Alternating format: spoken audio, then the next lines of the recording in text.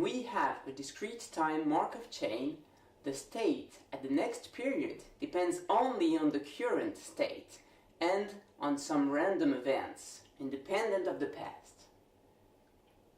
So, to characterize the evolution of the process, we just need to specify the states we can have along with the transition probabilities from each state to each state. This can be represented graphically.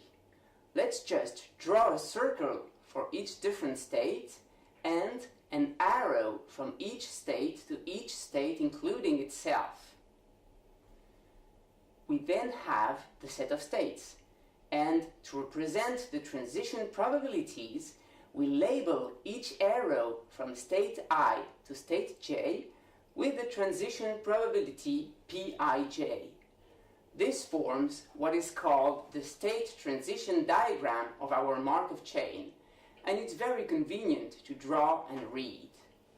For example, consider a very simple model for the evolution of the weather with 3 states: clear, cloudy, rainy, and assume the following probabilities from 1 hour to the next. If the weather is clear, then it has a probability 0.7 of remaining that way and a probability 0.3 of becoming cloudy. Similarly, cloudy weather has a probability 0.5 of lasting for the next hour, a probability 0.3 of turning to clear, and 0.2 of becoming rainy.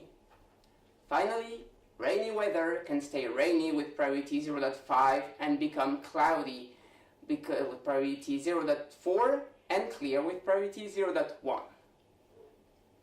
This process is a Markov chain, since it is precisely described as such. The state at the next period, here the next hour, depends only on the current state. Let's draw the state transition diagram for that Markov chain. We have our 3 states, we add the arrows and then label the arrows with the transition probabilities. When the transition has probability 0, this means it cannot occur, so we can remove the arrow. We're all done. We have our state transition diagram, which completely characterizes the evolution of our Markov chain. Now, let's look at another way to represent the same information, which is less convenient to read, but much more convenient to exploit mathematically.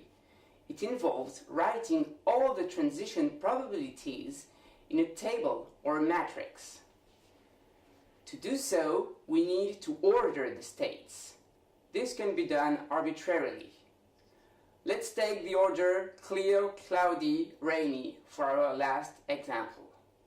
Then we define a matrix where each line corresponds to one origin state and each column corresponds to one destination state, using that order.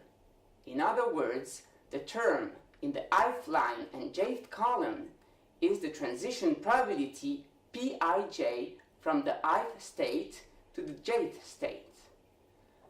This matrix is called the state transition matrix of the Markov chain. Its size provides the number of states, and the values give the transition probabilities. The state transition matrix should verify a simple property. On each line, the values must add up to 1. Indeed, from any state I, with probability 1, we will be in one of the possible states at the next period.